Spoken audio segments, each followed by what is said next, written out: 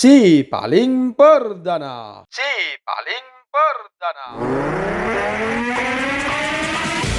KPK telah melakukan penyitaan besar-besaran terhadap aset yang diduga terkait dengan kasus korupsi mantan Bupati Kutai Kartanegara, Rita Widiasari. Dalam operasi yang dilakukan, KPK berhasil menyita 91 kendaraan mewah, termasuk merek Lamborghini dan McLaren, serta 30 jam tangan bermerek ternama. Penyitaan ini merupakan bagian dari penyidikan kasus, dugaan penerimaan gratifikasi, dan tindak pidana pencucian uang. Aset-aset tersebut kini diamankan di Rubasan KPK di Cawang dan beberapa tempat lainnya di Kalimantan Timur.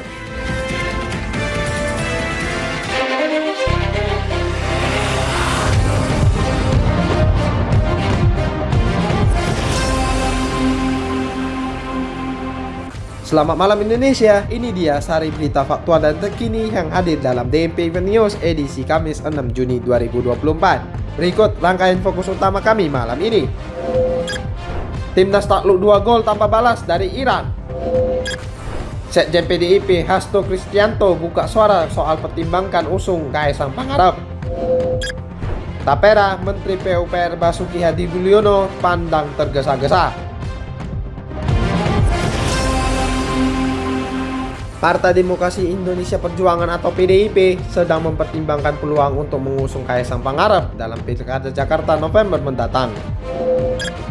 Putra bungsu Presiden Joko Widodo ini menjadi sorotan, serta pernyataan yang dibuat oleh sang ayah yang menyatakan bahwa kemungkinan tersebut sedang ada dipertimbangkan. Meskipun belum ada keputusan resmi, spekulasi ini telah menimbulkan berbagai reaksi di kalangan masyarakat dan pengamat politik.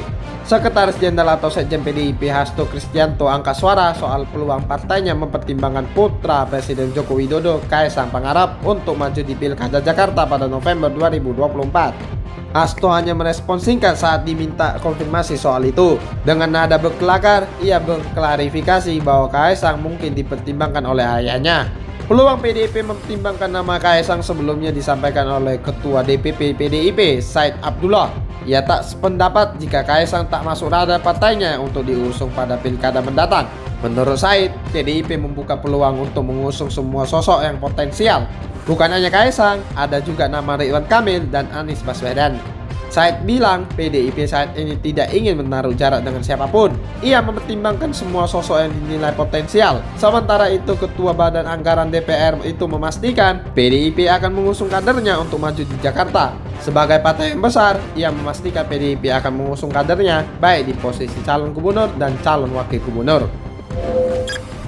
Menteri Pekerjaan Umum dan Perumahan Rakyat Basuki Hadi Mulyono mengungkapkan kekecewaannya terhadap pelaksanaan program Tapera yang dianggap terburu-buru.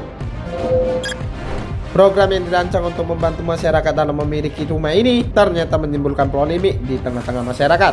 Basuki menekankan bahwa peraturan mengenai Tapera telah disiapkan sejak tahun 2016. Namun kebijakan tersebut baru akan diberlakukan pada tahun 2027. Hal ini dilakukan agar pemerintah dapat memupuk kredibilitas badan pengelola Tapera di mata publik. Namun keputusan untuk menunda pelaksanaan program ini tampaknya tak cukup untuk meredakan kekhawatiran masyarakat. Kritik datang karena program Tapera dianggap akan memotong penghasilan para pekerja, di mana perusahaan pun akan diwajibkan untuk membayar sebagian iuran dari para pekerja mereka. Menurut Menteri Basuki, jeda waktu yang diambil sebelum penerapan program ini seharusnya dimanfaatkan untuk membangun kepercayaan publik, bukan malah menimbulkan kebingungan dan kekecewaan. Menteri Basuki juga menyatakan bahwa pemerintah telah menggelontorkan dana sebesar 105 triliun rupiah untuk program likuiditas pembiayaan perumahan atau FLPP. Sementara dana yang diharapkan terkumpul dari iuran Tapera selama 10 tahun hanya sekitar 50 triliun rupiah. Ini menunjukkan bahwa ada ketidakseimbangan antara usaha yang dilakukan dengan reaksi yang ditimbulkan oleh program tersebut. Pemerintah menurut Basuki terbuka untuk menerima masukan terkait pelaksanaan Tapera, termasuk jika ada usulan penundaan lebih lanjut. Kritik dan keluhan dari publik ini menunjukkan bahwa masih ada ruang untuk perbaikan pelaksanaan program Tapera dan pemerintah tampaknya bersedia untuk mendengarkan dan menyesuaikan rencana mereka. Momen yang menarik perhatian publik terjadi di gedung DPR hari ini. Dalam rapat kerja Komisi 1 dengan Kementerian Pertahanan, terjadi sebuah insiden kecil namun cukup menyita perhatian. Wakil Menteri Pertahanan Muhammad Herinda tergelincir rida saat hendak menyebut pemerintahan yang akan datang. Awalnya Herinda ingin menjawab pertanyaan dari anggota Komisi 1 DPR Nurul Arifin yang meminta penjelasan mengenai pengalihan anggaran sebesar 105 juta dolar Amerika untuk pembelian kapal frigate European Multi-Mission dari Italia.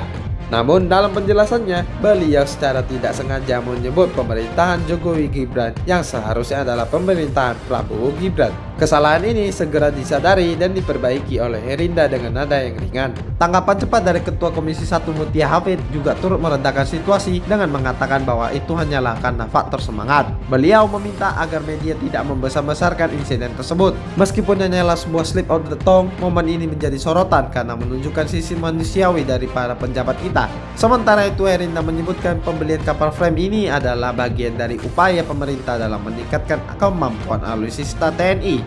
Dengan adanya 2 unit kapal frigate yang modern dan lengkap, diharapkan dapat memperkuat pertahanan maritim Indonesia. Pembelian ini juga menandakan komitmen pemerintah dalam memprioritaskan pengadaan peralatan militer yang lebih canggih.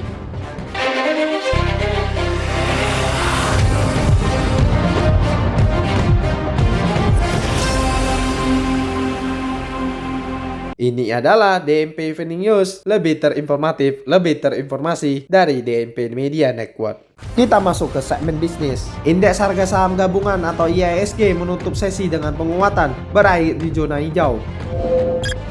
Sebuah peningkatan yang cukup signifikan dibandingkan penutupan sebelumnya menandakan optimisme investor terhadap kondisi ekonomi saat ini.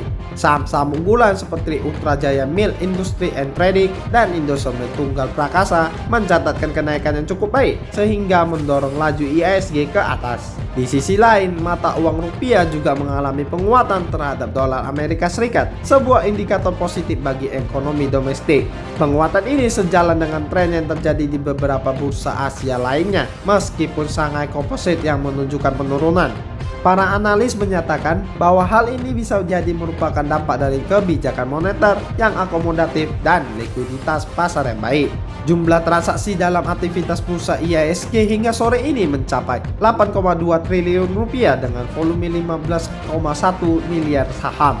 Hal ini menunjukkan aktivitas pasar yang sangat dinamis dan partisipasi investor yang tinggi. Beberapa saham top gainers lainnya yang turut dalam penguatan IHSG antara lain MAP, Mitra Adi Perkasa, sementara saham Barito Renewable Energy dan Kimia Farma termasuk daftar saham yang mengalami penurunan.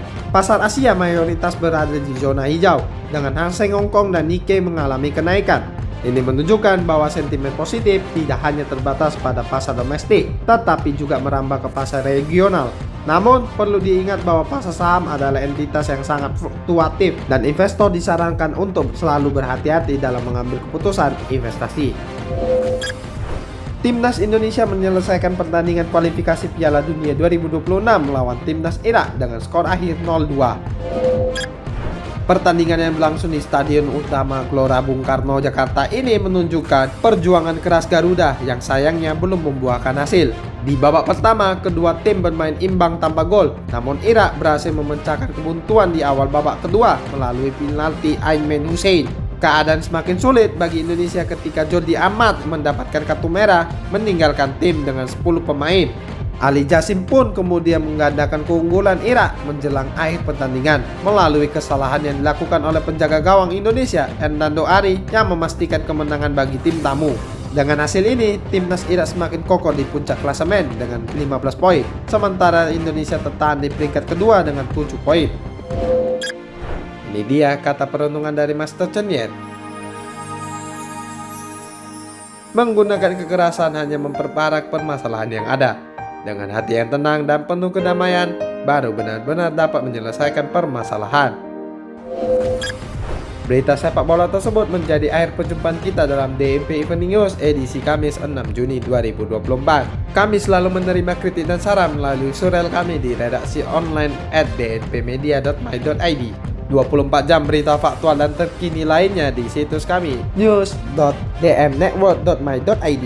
Dengarkan selalu DMP Evening News setiap Senin hingga Jumat di kanal podcast kesayangan Anda masing-masing dan juga di kanal YouTube DMP Media Network.